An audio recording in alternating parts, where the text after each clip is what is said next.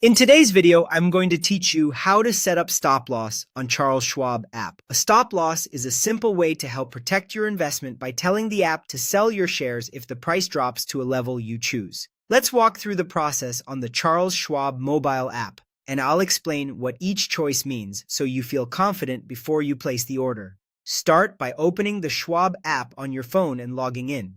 From the main screen, tap Trade to begin creating your order. In the symbol field, enter the stock or ETF you want to manage. Now set your action to sell, since a stop loss is an instruction to sell the shares if the price falls. Enter the quantity, which is the number of shares you want the stop to cover. This can be all your shares or just part of your position, depending on your plan. Next, tap Order Type and select Stop.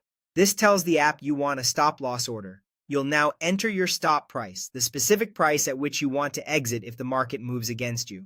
Think of this as your safety net. If the stock drops to that level, the stop is triggered and an order to sell is sent. Choose a stop price that reflects your risk tolerance and the stock's normal price swings.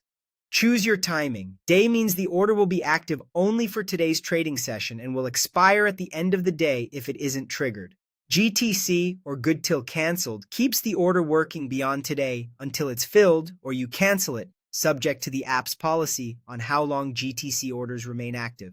When you're done, tap Review Order to double-check your symbol, action, quantity, order type, stop price, and timing. If everything looks right, tap Place Order. Here's a quick example. Imagine you bought a stock at $100 and you set your stop loss at 90. If the price falls to 90, Schwab will automatically sell your shares, aiming to help limit your loss before it gets larger. A few important points to keep in mind. A stop-loss order becomes a market order when it's triggered. That means the sale will execute at the best available price, which may be different from your stop price, especially in fast-moving markets.